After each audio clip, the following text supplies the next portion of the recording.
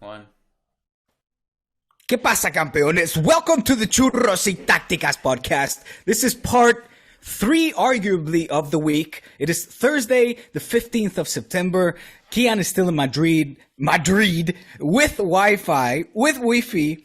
And here we are once again with, together, I should say, not once again, first time in a week together. I gave you guys a little back-to-back sesh on Tuesday. It was horrible. I felt even embarrassed to press the publish button because of all the difficulties and little professionalism that I was showing on what should have been the original Churros, a solo Churros, which, Kiyan, who is it that said whatever can go wrong will go wrong? Was that Darwin's theory? No, is that Murphy's Law? That's Murphy's. Law. That's Murphy's Law. Excuse me. Yes, Murphy's Law. Darwin is the theory of evolution, I believe. Well, that's exactly what happened. And it's not. Then I promised that I was going to go live with my kids just before the game on our Twitter, which I did as well. And as I said, my kids are going to be there for sure because no way I'm going to be putting them to bed before kickoff. And it was a solo night as well. You left me, then my wife left me, so I had the kids. It was impossible to put them to bed on time. Therefore, the live stream came out very clumsy as well. In any case, here we are to discuss the Champions League results. We're going to go through Bayern Barca. We'll talk some other churros as well. And Kiyan, it's good to see you. Good to see you're in Madrid. And how are you?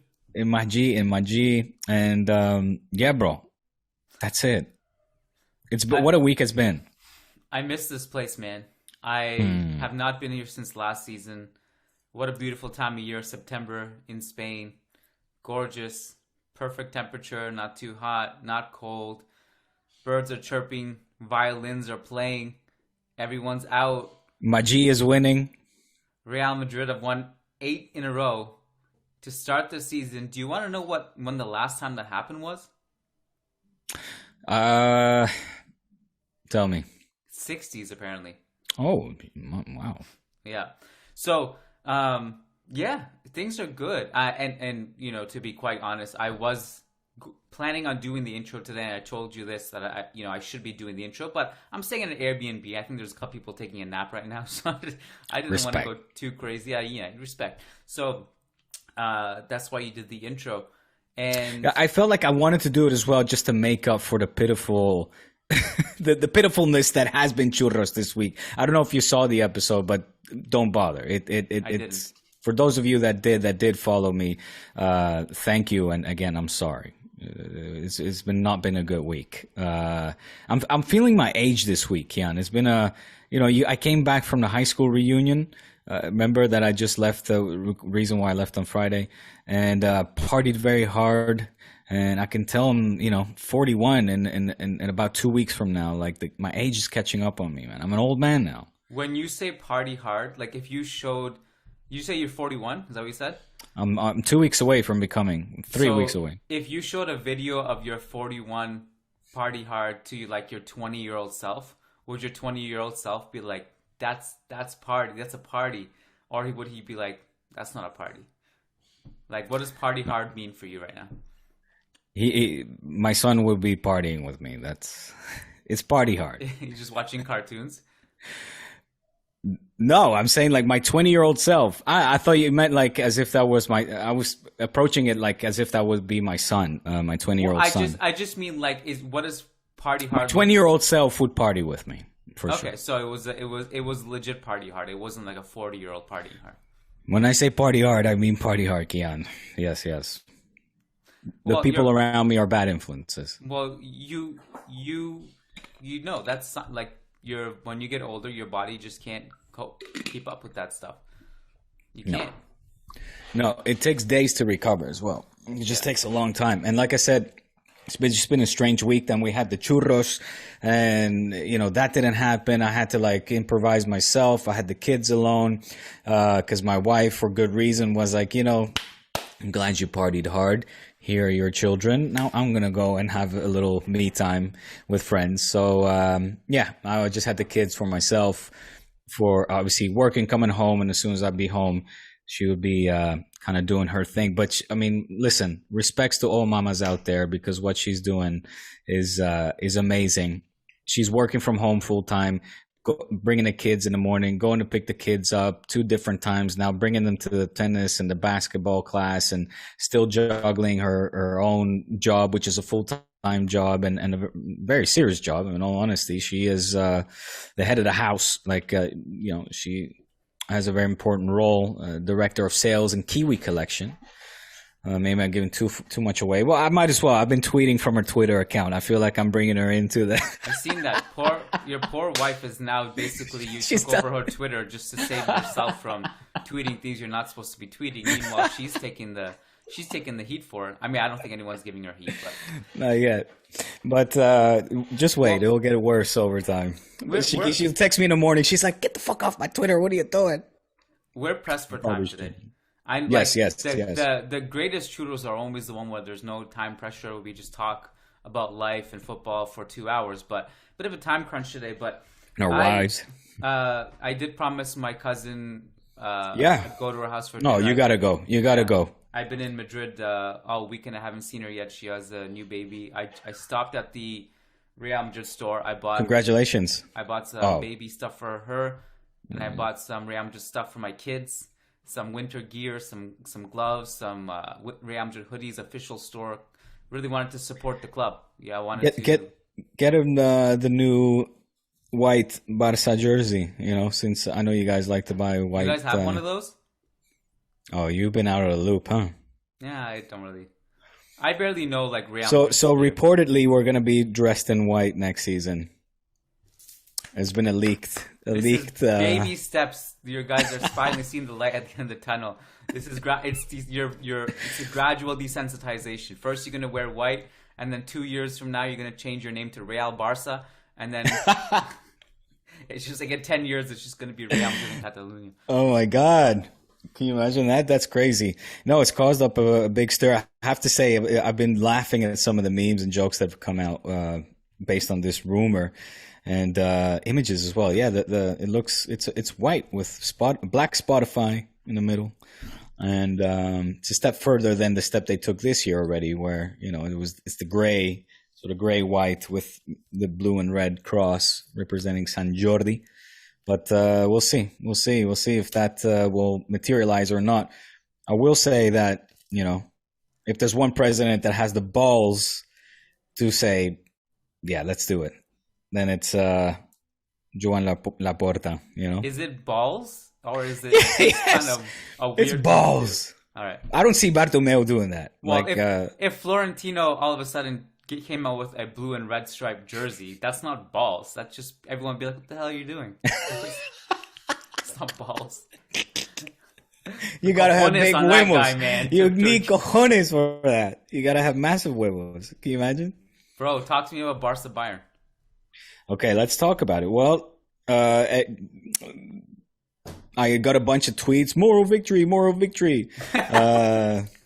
obviously. Was it? Of course it was, man. Listen, good game, bad result. That simple. And if you don't want to hear it from me, then hear it from Sane, hear it from Müller, hear it from Nagelsmann in their post-game comments where they talked about, Sane talked about being steamrolled for 40 minutes in the first half, that they were lucky with the result. Listen to Nagelsmann talking about, or I think it was Müller actually, that this is clearly not the same team as last year, that they have drastically improved, yada, yada, yada. Good game.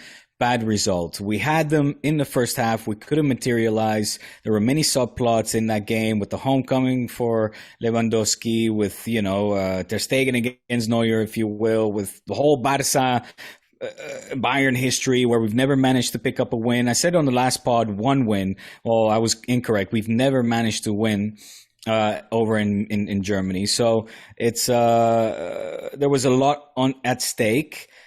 obviously the biggest objective was the 3 points so that we can qualify or assure qualification to the next round, which in this group is not assured, despite how easy you might find Inter of an opponent. They're still Inter Milan. They can still cause a surprise or play, competitive football. So we have everything to prove. We needed these 3 points. We didn't get it. It's a disappointment. But is this something to be, burning the Camp Nou down and go, this project has gone tits up? Absolutely not. We competed. We looked like a team out there, team with ideas, intention, and we didn't materialize on a night. I tweeted, I think my wife tweeted, we pardoned the Germans, and we did. We had him. I felt like we had him. And then all of a sudden, the 1-2 sucker punch coming into the 5 minutes into the second half, and it was dunzos. And that was hurtful, but we had him. So yes, moral victory. So I don't. Well, it's funny because it just. All right, I'll give you my assessment of it. I watched it live with some difficulty because I was scrambling trying to figure out how to watch things in Spain because I have all the subscription packages in Canada, but when I'm here it's really difficult. I have to find these streams, but I finally found a good stream. Watched it with some difficulty. Ewan told me last night that I have to get a VPN, so that's what I'm going to do for my next trip. So NordVPN. Yeah. They should sponsor us. Yeah, okay. NordVPN. So I watched it. And my thought is that, obviously, my feed is mostly Real Madrid Twitter, right? So it's funny. A lot of Real Madrid fans thought this was banter, just 2-0, another game where Bayern humiliate Barca and laughing at the whole moral victory stuff. And I think that was a good game from Barcelona. I don't think it was a perfect game. No. But I think the assessment that I had was,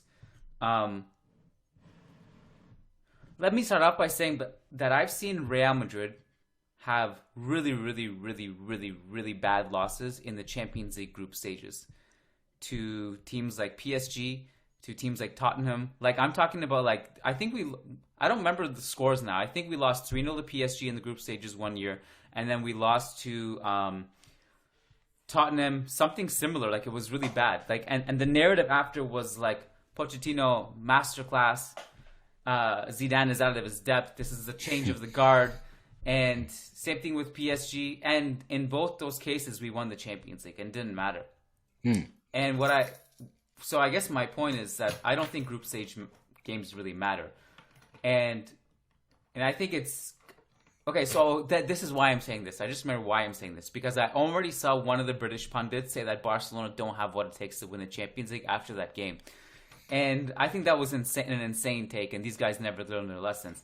I thought Barca were good, and even if they were bad, this game wouldn't indicate whether they're going to win the Champions League or not. Of course, yeah. Obviously, what hurt Barca was their finishing, and wastefulness, for lack of a better word. They made Bayern really uncomfortable with their press. Bayern literally had no passing outlets to escape their half. They could not get any situations where Sané could run at the wing backs. Or Mane to run at the wing backs. Sané. And having said that, I actually thought your defenders were all pretty good too in those situations. But I think what's interesting and you brought up that Inter. It's not that I think Inter is a bad team, but I think Inter it's not a team that I'm really that impressed with, and I certainly don't think that they're on Bayern's level. And I think if you guys gave Bayern that much difficulty, I think you guys can definitely handle Inter. But what was interesting, I think, was that whenever Bayern decided to defend a little deeper in that game, you guys didn't really have any solutions to break them down. Where you guys generated opportunities was when you pressed them and they would give the ball away. But when they would kind of just let you guys play and they were organized and cutting off passing lanes, I think Barca had a lot of difficulty breaking that aspect down. And I wonder how that'll play against Inter. And I also don't think you guys had that much meaningful possession in Bayern's third. If that makes sense. If you look at the numbers, Bayern had a lot more control in when they were attacking your third. as opposed to the opposite, where you guys were generating a lot of your opportunities was basically by just pressing them and winning the ball. And I think that's where you guys become really dangerous. But it wasn't the classic, like, I don't know, it's not the classic. I see what you're saying. Pep style football of control. It's just a different kind of control, and it's usually through pressing that you guys are hurting people right now. I think Xavi uses the element of speed a lot, and he's not shy admitting, the counter-attacking football. He's been compared to Luis Enrique in that sense, or even a combination of Luis Enrique's style of or interpretation of football and Pep. I think maybe, he does use speed a lot, and that's why he likes classic wingers, right? And he likes his wing backs or full. Yeah, is right. His fullbacks to get involved offensively, and I think Koundé can do that. I was really pleased with seeing Alonso, despite his error in the first goal, have a good game. I think we have somebody there that can, probably be his go-to left back at the moment. It'll be him, Balde, and Jordi Alba, and I think that's not a crazy take at this point either, but in that order. So I was pleased with him. I was pleased with his offensive as well, because everybody talked about his defensive ability, which is there. His presence is felt. He's very tall, which I think maybe kind of stunned Bayern initially as well. Perhaps Xavi might have thrown him off in the press conference talking about experience or fitness over age and experience, and I certainly thought he would start with Balde actually, and I was pleased with Alonso is what I'm trying to say. So, having said that, counterattack speed in his football, I think that the Pep style within Xavi is still being molded, but we're seeing good moments of it, especially with an odd pair or an unexpected pair in Lewandowski and Pedri. I really like the way these two guys interpret each other's movements, find the spaces and find each other. I think they're very creative. I think that Pedri so far has been unlucky in his finishing. If not, he would have had 4 goals to his name so far this season. Maybe even 1 or 2 against, or maybe not. I mean, he hit the post once and then he got a clear shot against Neuer at some point. So 2 goals against Bayern wouldn't have been a crazy thing. And that is something they need to polish. I think that once that starts clicking, we're going to be talking about, Xavi, look at how he, is able to have more meaningful possession, if you will, the way you put it. Because, so far maybe we're seeing a Barca that have not had a problem in scoring. Rafinha has found, and Dembele have found Lewandowski on a handful of occasions in the league. I think it is 5 goals, right? So, the crossing is there, the solution of Lewandowski, the ball to Lewandowski in the box and him finding the right space and time to attack has been proven. This team is going to continue to score plenty goals against opponents in La Liga, and against teams like Bayern, we have to capitalize on that because we were very unlucky not to score. Lewandowski may be overcome or maybe just beaten by a Neuer or overcome with emotion of returning to what was his home for 8 years. Thank you to the Bayern fans for being classy. And wait, did you not hear the chants that Bayern fans were doing in the stadium? No. What do you mean? The one, they were classy towards Lewandowski, but there was... That's what I mean. I know, there was that one chant where they kept saying, "Who the fuck is Barcelona?" or something. I don't remember the tune or something like that. Really? Yeah. No, I didn't hear that. I think it's just classic banter. I think they do that for almost every opponent. But well, and they have reason to shout that as well at us, especially at their home and with the recent results. So I want to hear it though. I welcome your tone that. Changed. You just started to crunch your fists like Thanos. Yeah, I want to hear it. It's my boksbeugel, what do you call that? Anyway, so look, I think that's I get where you're coming from, why you're saying that, but I think it's still a work in progress. You know what I mean? Yeah. So give it time. So I think what I've learned about Barcelona is this so far this season. I mean, the outliers are Bayern and Rayo Vallecano. Those 2 games, just some freakishly bad misses that are not normal. Like the Pedri miss against Bayern was wild, right?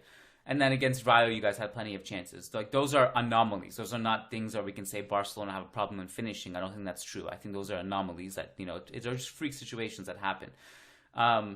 You guys will not have a problem scoring goals. Your defense is better than I thought it was going to be. Your pressing has really, really improved. Yeah. I mean, I don't know. Like, it's just good. Your I like pressing is Rafinha. really He hustles on the press too. Rafinha and Dembele are dangerous on the wings, but they are also prone to a decent amount of giveaways and bad decisions. But that comes with the territory, right? Because they're risk takers. Yeah. You know, it's not going to be 100% just on fire every time. You know, it's going to be a little bit of give or take. You have to accept that. And I think I'm interested to see you guys more against like defensively organized teams who can hit you on the counter. Like Bayern was really defensively organized. Maybe they didn't really punish you until later in the game, or like I'd say second half anyway. And then obviously just really fascinated to see what Real Madrid does against you guys too. You know, soon the 16th I think of September, 16th, October. Yeah, yep. At 4 p.m. Well, that's just obsession. You know what time it is? You guys are obsessed with Real Madrid. What else do you know about the game? What's the weather that day? I'll be there. You come. I've invited you to every Clásico. You never come. You're inviting me to Madrid. Yeah, I've been to Barcelona to see you already. Once. Yeah, it's your turn. Home and away. It is true. It is true. You said you were going to come to Barcelona now in the end of August or something as well. You remember what's up? What happened there? Yeah, you had planned to come. Change of plans. Oh. Yeah, that didn't happen. Well, look, it's going to be a crazy month of October. We've, in previous podcasts, already listed the calendar for Barca between Inter, Bayern, Game 2, Valencia, Villarreal, Athletic Club, the Clásico, obviously. I want to say Atlético de Madrid as well. I'm not 100% sure, but it's an insane calendar. So we better find our form. I really like this team, Kiyan. I find it funny that they always talk about, you know, Barcelona's weak spot is the defense. It's such a... You guys have only conceded one goal in La Liga, I think. It's exactly. Yes, we have. It's such a normal. I don't know. It's such a common thing to say. It's always the same narrative with Barca. The weakest link is the defense. Well, it's always going to be a little bit that because Johan Cruyff always focused more on offense, midfield, and the forwards, and trying to get the defenders involved offensively than on the defensive aspect. Right? I mean, it's historically it's score one more goal than the opponent, then that's their mission, and then you win the game. So, but to kind of like talk about our defense being subpar or you know, a weak point. Look, Araujo, Koundé, I mean, now even I thought Christensen played well, Alonso, Bellerin. We're packing, man. Like we've got a serious defense. And like you said yourself, we've only conceded one goal in La Liga. And okay, are there going to be mistakes? Look, it's still a fact that Koundé is playing, or whether it's Koundé or Araujo, when they play on the right back position, they're playing out of their position. They're very open as well and vocal about that not being their favorite position. Both players repeatedly say that. Hopefully, Bellerin will, you know, be a fixed go-to player for that spot. And those two other guys can focus on being central defenders, what they prefer to do. My point being is when one is playing out of positions, mistake like that will happen. And I don't condone it. It was, you know, obviously heartbreaking to see. I think it was Sane making that run and eventually scoring. Things need to be improved on. You know, what can I say? Things need to be improved on. Well, I think saying your defense is weak is a bit of a lazy narrative. Correct. I think, no question that individually, first of all, you guys don't really have any weak defenders. Like, you could argue Bellerin obviously is not that elite. Alonso defensively, although I thought, again, he defended well against Sane overall. But, like, you got Araujo is awesome. Koundé is awesome. Eric Garcia, who I've criticized in the past, I have to eat my words in a bit because I think he's been really good. Yeah. PK is like 8th choice now, but like he's there. As is Alba. Balde is looking pretty good. And like Xavi's philosophy, and the reason you guys have only conceded 1 goal this season is also because the philosophy is to win the ball higher up the pitch. So it's basically don't even let our defense get tested in the first place. Just win it up there. These guys don't have to defend, and we bring the line forward. I think where the concern would come in is your schedule has been, with all due respect, a little bit light until the Bayern game, and Real Sociedad. I think that was tough. And Sevilla.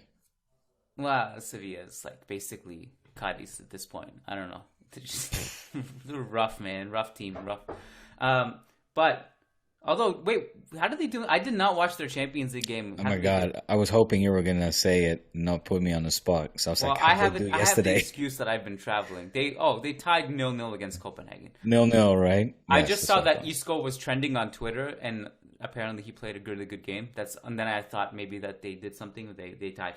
So, but once if you have a team that can actually test that high line and find space in behind, Vinicius, like could that's I think where the concern of defense will come. But yeah, Vinicius attacks the space very, very well. He's very quick. That's going to be interesting to see. Well, also Araujo defended him really well though yes, he did. The almighty preseason clash.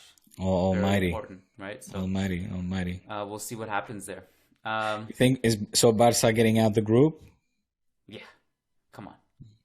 No, yeah, it's not even a question. I don't see Inter. What would they got a big win away over against? I know Victoria Pilsen obviously is the one everyone's going to beat up on, but okay. So I think we can assume Bayern are through. I mean, it's ridiculous to say that right now after 2 games, but like let's just say for argument's sake, if they're the ones who we predict will go through for sure. Of course. Then it comes down to like, can Inter take points off of Barca in the next 2 games? I guess it's not inconceivable. I guess that's the thing. It's very important for this team to go. Who plays Bayern last? You or Inter? I think it would be us. Churros. If you guys play, I feel like the team that plays Bayern last will be the lucky one, because if Bayern are already qualified by then or like guaranteed first place or whatever, then they may just play their bench players or something. It's quick look. So Barca Bayern is on October 26th. That's the last Champions League game. Yeah. No, Victoria Pilsen Barca. Sorry, so it will be Inter playing Barca. Okay. Yeah. Did you watch the classic Real Madrid game? Yeah, I thought just amazing. I was just so blown away by the quality of Los Blancos. Asensio getting on the score sheet as well. So it's just everybody's happy. No, in all honesty, Valverde's golazo. I saw the highlights though. I don't know what impression to take. It just seems like classic Real Madrid in the group phase. Nothing for me. Nothing impressive from what I've read and from what I've seen. But you tell me, buddy. You were in the stadium. Well, it was pretty conservative performance. We weren't very aggressive. We were playing a mid-block. Not defending deep, but not being very aggressive with our attacks too, or overloading the flanks and getting our fullbacks high up the pitch much, or sending players into the box and breaking lines that much.